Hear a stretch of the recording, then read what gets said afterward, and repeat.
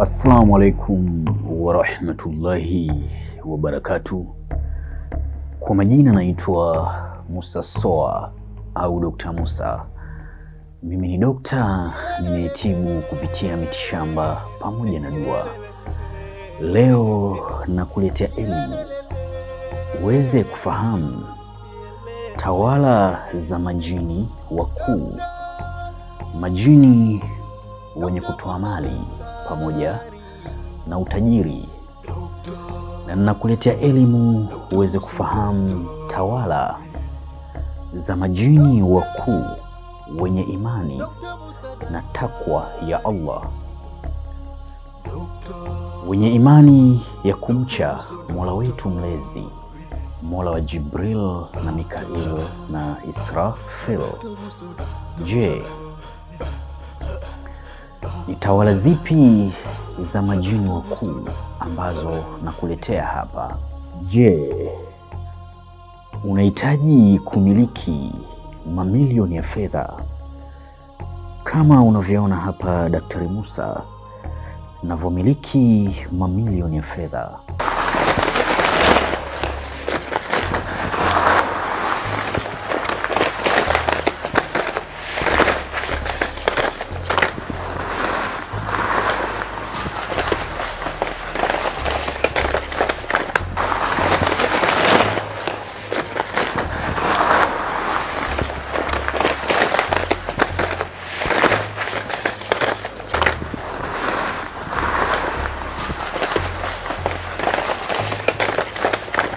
Na je, unahitaji kupata ongezeko la ufahamu wako wa akili?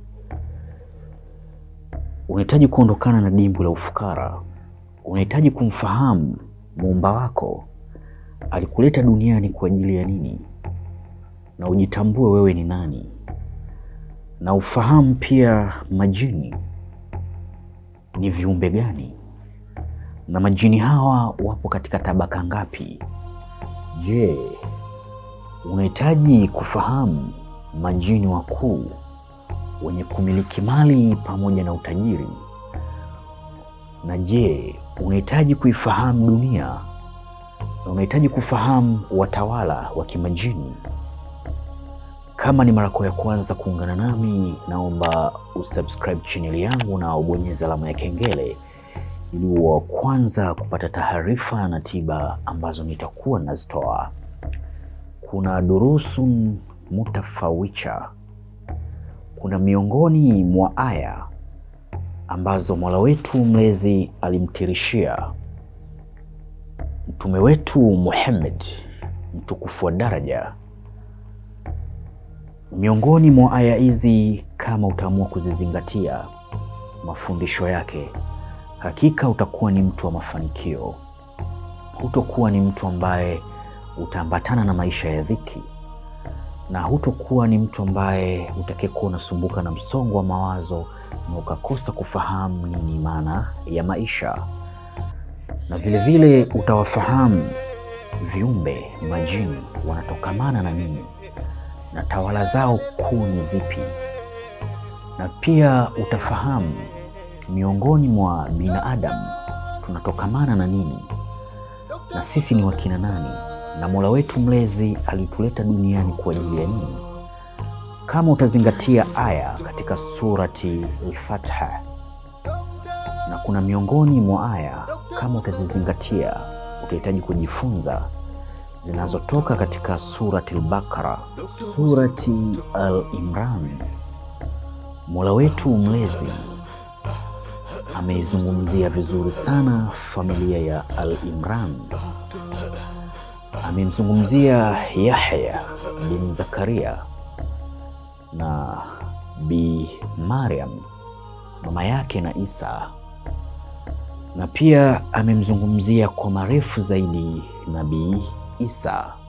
Na katika surati Nisa, Mola wetu mlezi amewazungumzia wanawake kwa marefu zaidi na kwa mapana zaidi, namna ambavyo wanahitajika kuwa. Na katika surat Tauba, Mola wa Jibril na Mikail na Israfil ameelezea namna gani ya binadamu au viumbe ambao ni majini wanaweza kufanya toba katika njia yenye kumpendeza na kumrejea Mola wetu mlezi. Na katika surati Yusuf, Mola wetu mlezi amemzungumzia kwa mapana zaidi Nabii Yusuf. Katika surati Al-Shams na surati Al-Qamar, Mola wetu mlezi anauzungumzia mwezi, na surati Al-Kafirun Muumba wetu anaelezea namna ya makafiri na namna ambavyo ukiishi katika njia na misingi ambayo haimpendezi, basi utakuwa wewe ni watu wa miongoni mwa makafiri na utakuwa ni miongoni mwa kiumbe ambaye umekufuru, na siku ya mwisho atakuingiza ndani ya moto. Katika surati Al-Munafiqun, Mola wetu mlezi anaelezea vile wanafiki walivyo na tabia zao, na katika surati Al-Muminun, Mola wetu mlezi anaelezea namna ya waumini ambavyo walivyo na sifa zao. Surati Nuru, Mola wetu mlezi amezungumzia ambavyo ilivyo nuru yake. Katika surati Jinni, Mola wetu mlezi amewazungumzia majini kwa mapana zaidi. Majini wanatokamana kwa moto, na maanisha majini wameumbwa kwa moto. Wapo na utofauti na sisi binadamu.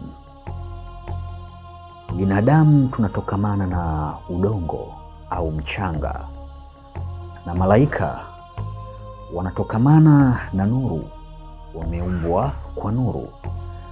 Lakini majini wameumbwa kwa moto. Majini ni viumbe ambaye Mola wetu mlezi aliwaumba kwa ajili ya kumwabudu, kama ambavyo sisi binadamu tunamwabudu Mola wetu mlezi. Na majini wamewekewa sheria ya kutii, kama ambavyo sisi binadamu tulivyowekewa sheria ya kumtii mtume wetu Muhammad mtukufu wa daraja, na kumtii Mola wetu mlezi, Mola mmoja ambaye hakuzaa wala hakuzaliwa na wala hana mfanano na kitu cha aina yoyote. Kwa binadamu yoyote asiyetii sheria ya Mwenyezi Mungu Subhanahu wa Ta'ala, na jini yoyote asiyemtii Mola wetu mlezi, basi hakika moto umeumbwa kwa ajili yetu sisi binadamu pamoja na majini. Unaweza ukajiuliza, ni vipi kiumbe jini akapata adhabu ya moto wakati yeye anatokamana na moto katika kuumbwa kwake? Kwa mfano, sisi binadamu tunatokamana na udongo. Ukiuchukua udongo ukaufinyanga, ukaukausha, ukapigwa nao kichwani, kwa wewe binadamu utapata maumivu? Hutopata maumivu? Au udongo ukatengenezwa ukawa ni mgumu, ukakaushwa vizuri, ukapigwa nao, unaweza ukafa. Na ndivyo walivyo majini. Majini wameumbwa kwa moto, na sio kwamba kwa sababu wameumbwa kwa moto basi wao wakitembea wanawaka moto.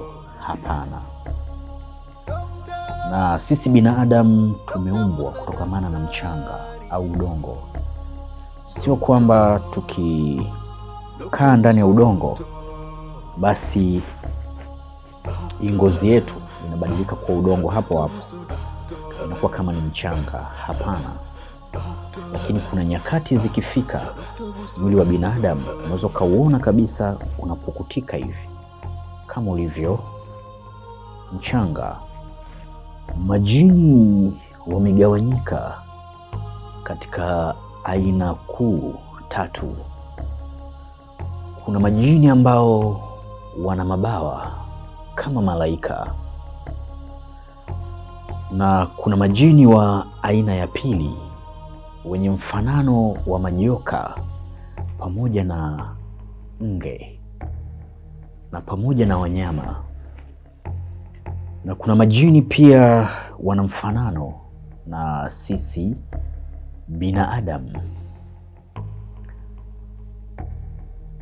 Na majini wana uwezo wa kuishi miaka 10,000 na wana uwezo pia wa kujivua ngozi ya uzee wakarudi katika utoto, japokuwa jini huyo umri wake tayari umesha kwenda. Majini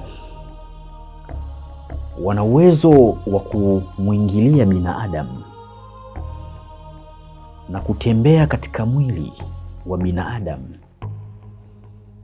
kama ambavyo unavyoona damu inavyotembea katika mishipa ya binadamu kwa ndani. Ndivyo majini wana uwezo wa kutembea katika mwili wa binadamu, kwa sababu majini waliumbwa kabla yetu sisi wana wa Adam. Na majini waliumbwa kwa ajili ya kumwabudu Mola wetu mlezi, Mola wa Jibril na Mikail na Israfil. Na majini wanaishi katika sehemu tofauti tofauti. Kuna majini ambao wanaishi msituni, na kuna majini ambao wanaishi chooni, na kuna majini ambao wanaishi katika magofu, na kuna majini ambao wanaishi katika nyumba wanazoishi binadamu, na kuna majini pia wanaoishi baharini. Na katika makundi ya majini, majini wanaishi kama ambavyo tunaishi sisi binadamu. Kuna majini wema na kuna majini wabaya. Kuna majini wanaoamini Mola wetu mlezi, na kuna majini ambao wamekufuru, kama ambavyo tupo sisi binadamu. Tupo binadamu tuliokuwa wema, na wapo binadamu ambao ni wabaya, hawaishi katika sheria yenye kumpendeza Mola wetu mlezi. Majini waliumbwa kabla yetu sisi wana wa Adam, na kabla ya kuumbwa kiumbe jini, Mola wetu mlezi aliumba Arish na akaiumba kalamu, akaiamrisha kalamu iandike katika maktaba ya Lauhil Mahfudh. Maktaba ya Lauhil Mahfudh ni maktaba ambayo ina kila aina ya taarifa ya sisi binadamu pamoja na majini. Viumbe vyote ambavyo vimefanyiwa uumbaji na Mola wetu mlezi, taarifa zetu zipo katika maktaba ya Lauhil Mahfudh. Mola wetu mlezi katika uumbaji wake katika hii dunia aliumba mchanga katika siku ya Jumamosi, na pia aliumba milima pamoja na majabal katika siku ya Jumapili, na pia aliumba miti, na maanisha mimea iliumbwa katika siku ya Jumatatu. Na katika siku ya Jumanne, Mola wetu mlezi aliumba vitu vinavyotokamana na hatari.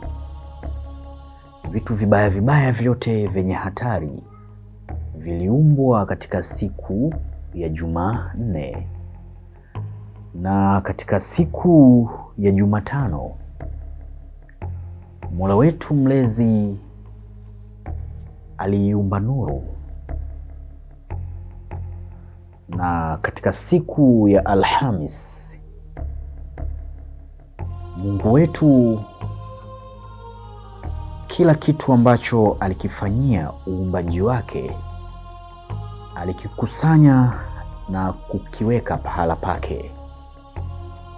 Na katika siku ya Ijumaa, baada ya ibada ya alasiri, Mola wetu mlezi alimuumba baba yetu Adam, baba wa wanadamu.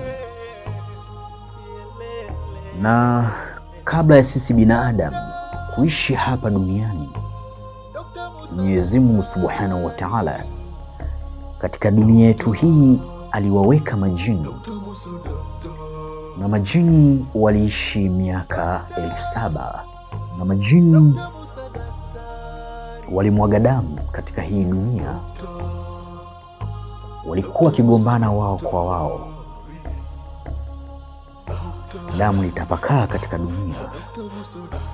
Kitendo hiki kilimchukiza Mola wetu mlezi, Mola wa Jibril na Mikail na Israfil. Ikabidi Mungu awaagize malaika.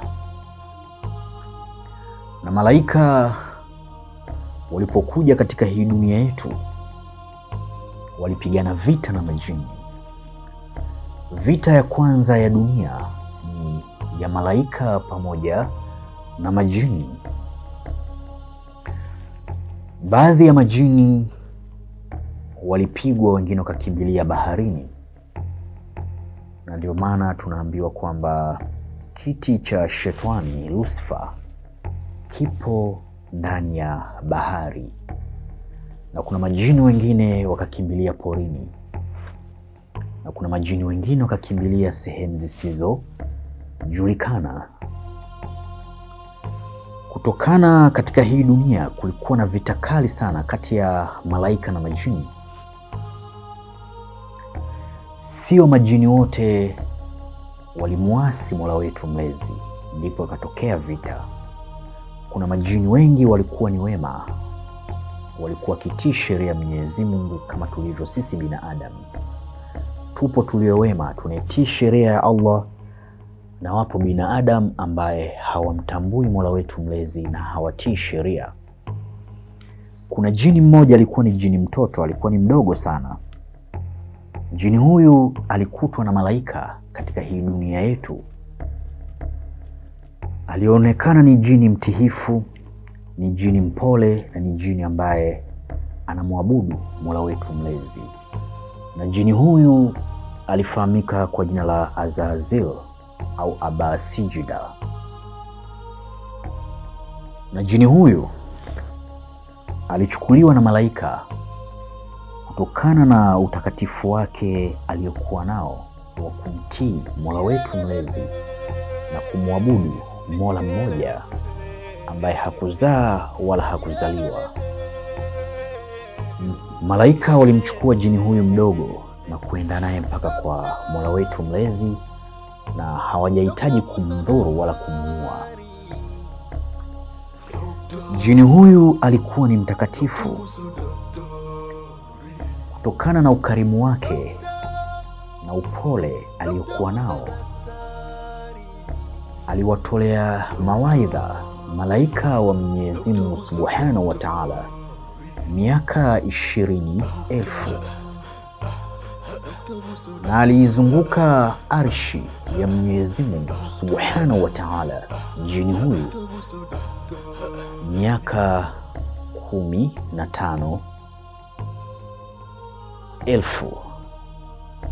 Na pia alikuwa ni mlinzi wa peponi miaka 40,000. Jini huyu alikuwa na majina mengi sana, na jini huyu ndiye akaja kuwa muasi alipokuwa ameumbwa baba yetu Adam. Jini huyu alimkaidi Mola wetu mlezi, na ndipo akaitwa Lucifer au Ibilisi, akawa amelaaniwa na Mola wetu mlezi, akatupwa tena duniani. Jini huyu alimuomba Mola wetu mlezi asimuue mpaka siku ya Kiyama. Katika uzao wake, na maanisha ya Shetani Lucifer, alikuwa akijinadi katika uzao wake kwamba yeye ndiye Mungu na yeye ndiye anayefaa kuabudiwa na kusujudiwa katika hii dunia. Aliwapotosha baadhi ya majini wengi sana na kuwanyima uhuru wa kumfahamu Mola wetu mlezi, Mola wa Jibril na Mikail na Israfil. Na Mola wetu mlezi alipomuumba Adam na alipomleta duniani, na sisi uzao wa Adam tunaandamwa sana na Ibilisi huyu Shetani kwa ajili ya kutupotosha, kama ambavyo alivyokuwa akiupotosha uzao wake wa kijini. Mola wetu mlezi, ili tusiangamie na ili tuweze kupata nusura yake na tuipate pepo, kama nilivyosema, katika majini waliumbwa kwa ajili ya kumtii Mola wetu mlezi na kumwabudu, na sisi binadamu tuliumbwa kwa ajili ya kumtii Mola wetu mlezi na tumwabudu. Kati ya sisi binadamu na majini, kama tutaenda kinyume na sheria alizotuwekea Mola wetu mlezi, basi hakika tutakuwa ni viumbe vyenye kuangamia na tutatiwa motoni siku ya mwisho umri, Kiyama. Mola wetu mlezi alituletea mitume, na mitume waliyeteuliwa na Mwenyezi Mungu Subhanahu wa Ta'ala ni mitume 25 tu. Aliwaleta kina Nabii Ibrahim, wakina Nabii Musa, wakina Nabii Luti, wakina Nabii Suleiman, wakina Nabii Nuhu, wakina Nabii Yusuf. Mitume hawa waliletwa kwa ajili ya kutulingania sisi tusiwe watu wenye kupotea baina yetu sisi binadamu na majini. Na mitume hawa walifundisha Torati, walifundisha Injili, walifundisha na Zabur. Na katika mitume hawa Mola wetu mlezi, kabla ya kuja kwa Mtume Muhammad, Mtume Muhammad alishabashiriwa na mitume hawa 24 kwamba ndiye atakaye kuwa ni mtume wa mwisho, na mtume huyu ndiye ambaye atakuja na kitabu ambacho ni Qur'an. Tunatakiwa tumtii mtume huyu na tufate maamrisho yake. Na kiumbe jini kama hatuweza kumtii mtume, basi ataangamia, ataikosa pepo ya Mola wetu mlezi. Hata sisi binadamu, baada ya kuja mtukufu wa daraja Mtume Muhammad Kuna siku majini mara nyingi walikuwa wakitumiwa na wachawi kwa ajili ya kwenda kuchukua taarifa, na majini walikuwa wakitumiwa pia katika dhamira mbaya pia na waganga kwa ajili ya kwenda kuchukua taarifa kule mbinguni katika maktaba ya Lauhi Mahfudh. Majini hawa baada ya Mola wetu mlezi kumleta mtume katika dunia, kila ambapo walijitahidi kwenda kuchukua taarifa kule mbinguni, walikuta mbingu ikiwa na ulinzi mkali sana, mbingu ikiwa na ulinzi wa malaika. Walijikuta zile taarifa ambazo walikuwa wakizifuata wakawa hawazisikii tena, na kawa wanapigwa vimondo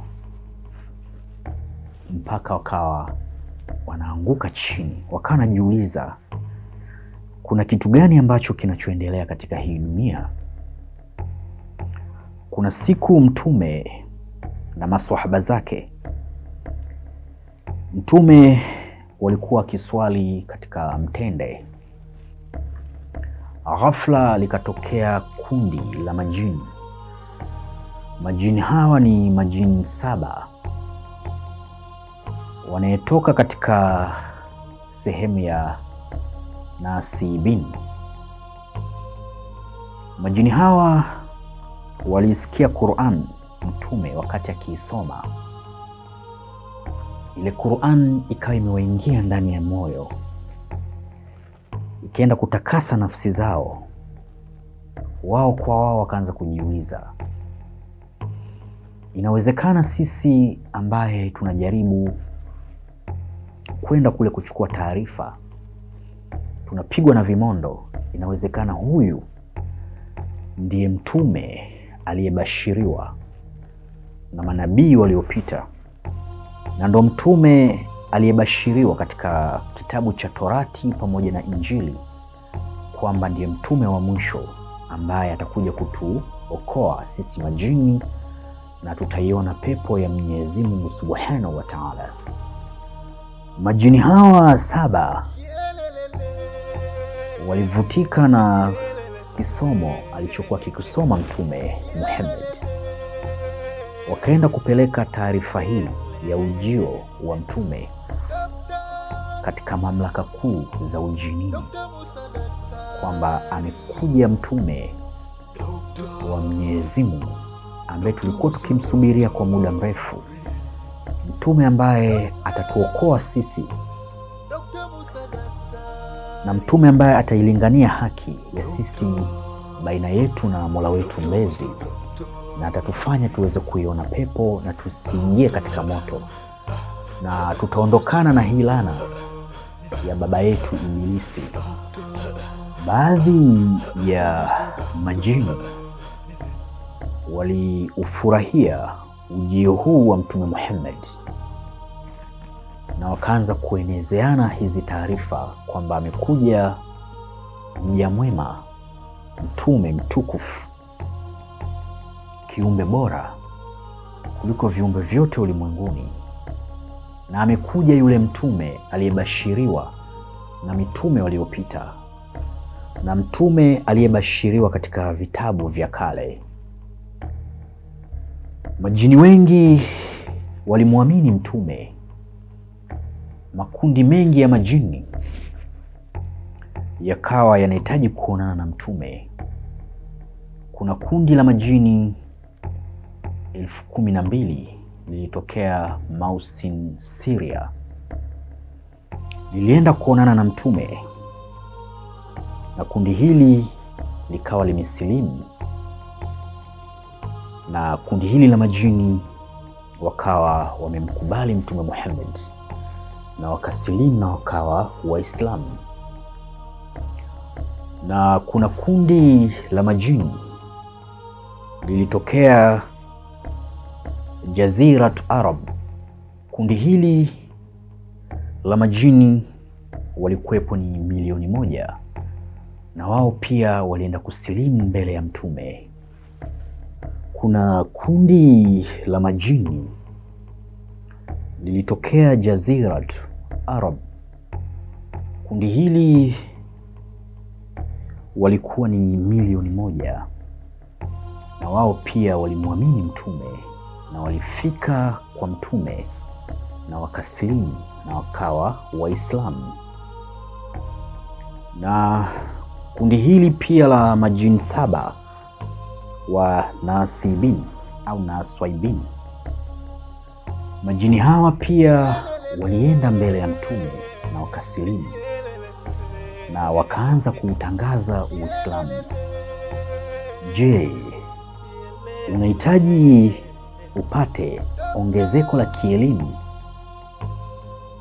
uwe mtu wa mafanikio, uondokane na maisha ya dhiki na maisha ya ufukara, umiliki mamilioni ya fedha, umiliki fedha za majini waliowema wenye kumwabudu Mola wetu mlezi, majini ambaye hawana madhara ya aina yoyote, majini wacha Mungu, umiliki fedha nyingi sana kama unavyoona hapa Daktari Musa na kumiliki mamilioni ya fedha.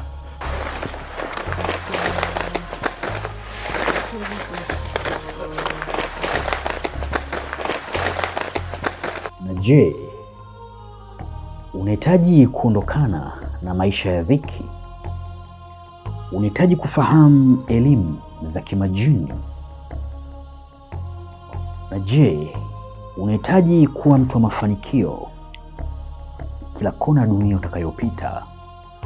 Kama unavyoona hapa Daktari Musa ofisini kwangu, kuna kila aina za dawa mbalimbali. Kuna dawa za mivuto na kuna dawa za mivuto ya biashara, na pia kuna dawa za kupandisha nyota yako, na vile vile kuna dawa za kuisafisha nyota yako, na pia kuna dawa za kukufanya upendwe na mke uliye naye au mume uliye naye, na kuna dawa za kupandishwa cheo. Je, unahitaji kumiliki pia pete za bahati, pete ambazo zinazoendana na ufalme wa nyota yako, na maanisha pete original? Au unahitaji pia kumiliki pete za majini, pete zinazofanywa kafara za kijini? Je, unahitaji njia au elimu ya kuwaita majini wenye kumiliki mali, majini wa utajiri, na wakakupatia mali na wewe pia ukaondokana na maisha ya dhiki na maisha ya ufukara, ukawa ni mtu ambaye mtu wa mafanikio? Sio kila siku mafanikio unayaona kwa majirani zako au kwa marafiki zako. Je, unahitaji kupata elimu mbalimbali za kuwafahamu majini kwa undani zaidi? Na unahitaji kupata elimu ya kuita viumbe, na maanisha majini waliowema, uweze kupata mali na utajiri, na maanisha upate pesa za majini au miliki mali za majini zisizokuwa na madhara ya aina yoyote. Ukiwa nje ya nchi kwa tiba pamoja na dua, usisite kubonyeza alama ya jumlisha 255 784 120 592. Na kama ni mara yako ya kwanza kuungana nami, naomba usubscribe channel yangu na ubonyeze alama ya kengele ili uwe wa kwanza kupata taarifa na tiba ambazo nitakuwa nazitoa. Utakuwa umefanya kitendo chenye uungwana sana ukicomment katika video hii kwa chini, na ukalike na ukashare kwa ndugu pamoja na marafiki. Wa hadha, assalamu alaikum wa rahmatullahi wa barakatuh. Dr. Musa, Dr.